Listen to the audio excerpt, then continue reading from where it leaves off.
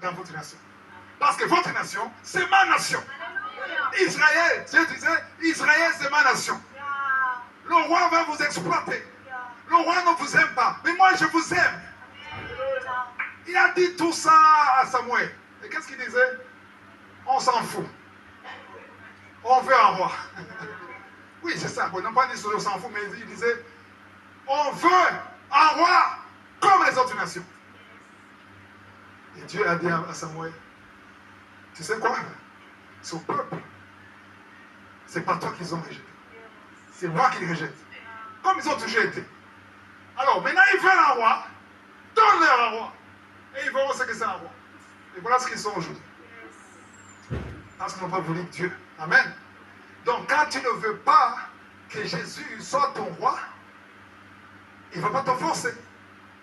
C'est à toi de décider. Si tu veux un autre roi, attends, si tu ne veux pas de Jésus, tu ne peux pas être sans roi.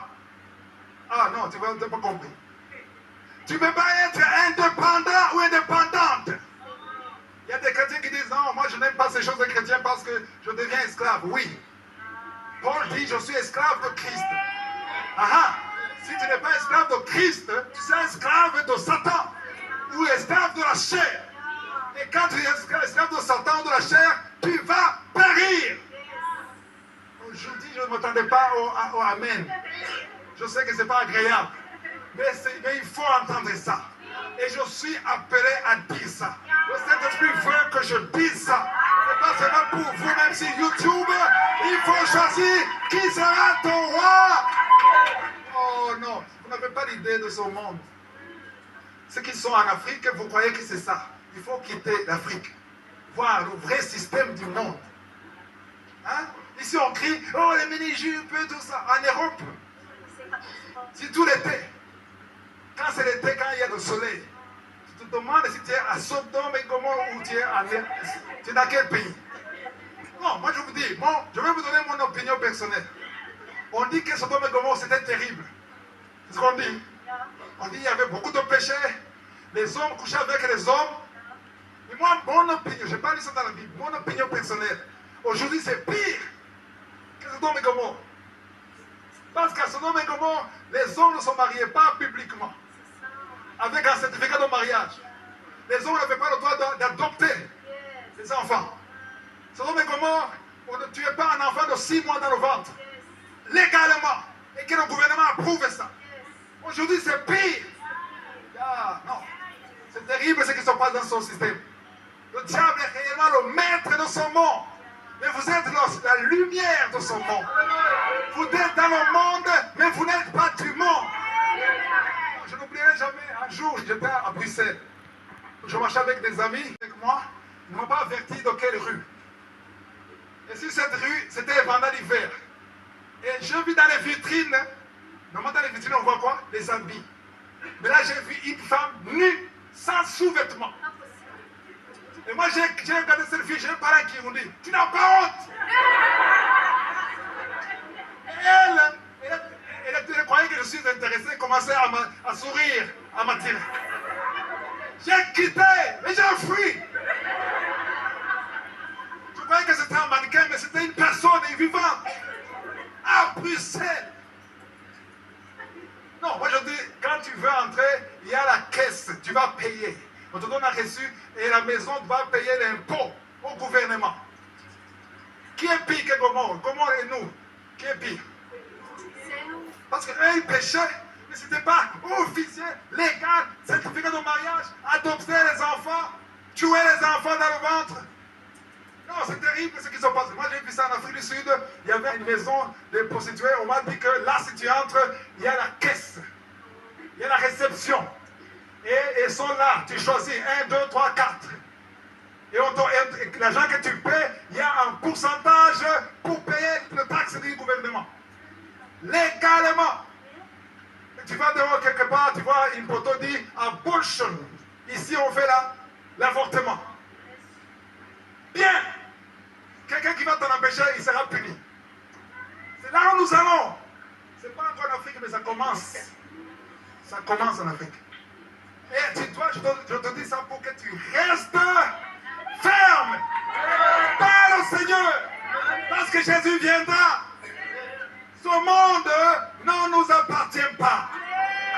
Oh non, ce monde, vous ne le connaissez pas. Il est terrible. Il ne faut pas aimer ce monde. Amen. Il y a la mode. Et tu dois, un enfant de Dieu, doit faire quoi? Doit pouvoir discerner. On va relire Romains 12, verset 2. Romains 12, verset 2. Ne vous conformez pas au siècle présent ou, autrement dit, ne vous conformez pas au système du monde. Il y a des enfants de Dieu qui suivent tout ce qui est à la mode. Il n'y a rien de mal de suivre ce qui est à la mode. Je ne suis pas contre ça. S'il y a quelque chose qui est à la mode, tu dois faire quelque chose. Je vais te montrer ce que tu peux faire. Là, il y a ne pas te conformer, mais il faut être transformé par le renouvellement afin que vous discerniez quel est. Non, à haute voix. Quel est. Oh non. Un enfant de Dieu est censé discerner. Pourquoi? Il a le Saint-Esprit dans cette assignation. Dans le lieu saint, la première chose qu'on voyait, c'était la lampe. La lampe, c'est l'image du Saint-Esprit. Le Saint-Esprit, c'est la lumière. Amen. Quand tu ne sais pas discerner, c'est dangereux. Parce que quand tu as le Saint-Esprit va discerner. Tu dis, ça, c'est pas bon. Cette mode, c'est pas bien. Amen. Parce que quand tu n'as pas l'amour de Dieu, tu dis, c'est quoi? L'amour du monde. C'est ça? L'amour du monde. Celui qui n'a pas l'amour du monde, il a quoi? L'amour de Dieu. Amen. Alors, si tu n'as pas l'amour de Dieu, tu as l'amour du monde. Amen. Alors, quand tu es égoïste, tu penses à toi. Tu veux être à la mode. Tu t'en fous que ton frère ou ta soeur trébuche, soit scandalisé. Ce n'est pas ton problème. L'important, c'est que tu sois bien habillé. Là, il n'y a pas d'amour de Dieu en toi. Amen. Parce qu'il faut avoir le renouvellement de l'intelligence. Ce qui donne le renouvellement de l'intelligence, c'est le Saint-Esprit. Pour que tu sois capable de discerner quelle est la volonté de Dieu. Ce qui est bon, agréable et parfait. Wow. Ce qui est bon, agréable et parfait. Tu dois être capable de se dire, ça c'est pas bien, parce qu'il y a la voix du Saint-Esprit qui me dit que c'est pas bien. Mais dans l'église, il y a beaucoup de rebelles. Les enfants de Dieu sont des rebelles. Tu essaies de conseiller à la sœur. Tu sais bien, ça c'est pas bien de s'habiller comme ça. Il ne faut pas que ça serre. Il ne faut pas que ça soit court. Et dit, je m'en fous. C'est son problème. De toute façon, même s'il sort dans le bus, il va voir des filles qui sont habillées comme ça. Mais il ne faut pas que ce soit toi qui cause la chute. Amen. Quand tu dis je m'en fous, c'est son problème, ça veut dire qu'il n'y a pas d'amour de Dieu en toi. Tu n'as pas l'amour de Dieu. Parce que celui qui a l'amour de Dieu pense à l'autre. Amen. Parce que Paul dit, je ne mangerai pas de viande. Si la viande est une source qui est d'achoppement pour mon frère. Parce que Paul savait que ce n'est pas mauvais. Il savait que ce n'est pas mauvais de manger une viande. Mais il dit que si je viens chez vous, je trouve que si je mange une viande, vous êtes scandalisés. Et vous allez chuter comment? Vous allez commencer à me critiquer, vous allez commencer à me juger, et vous allez quitter le côté spirituel, parce que vous êtes encore à ce niveau, je vais m'abstenir. C'est ça l'amour de Dieu.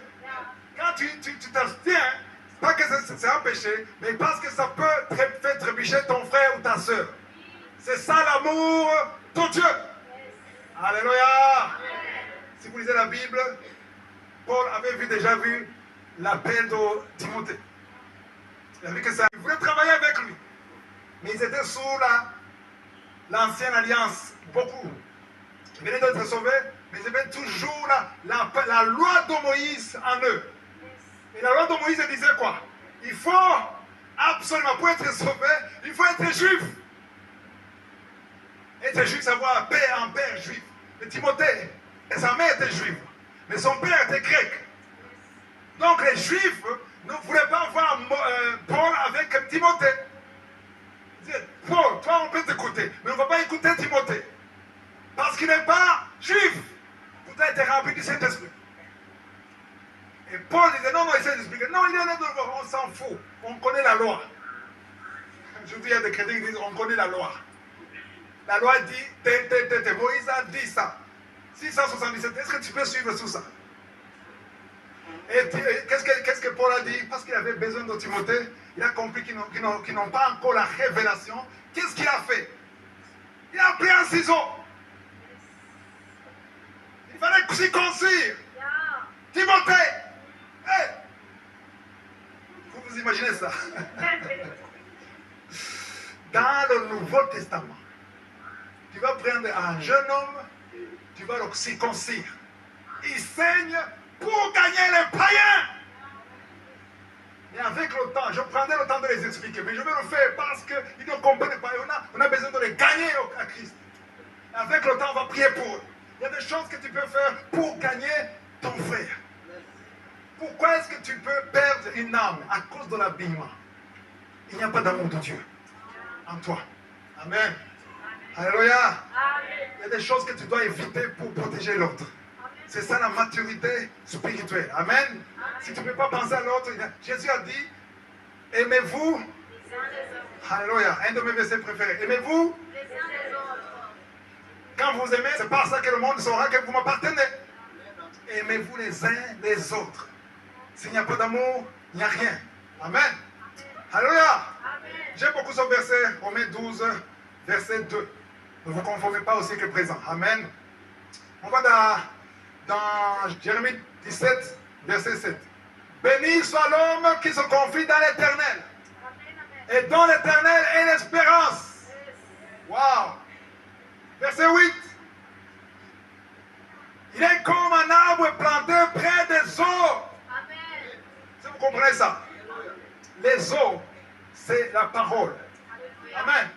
Mais l'arbre a besoin de l'eau. Oui ou non? Il ne peut pas produire du fruit s'il n'a pas d'eau. Amen.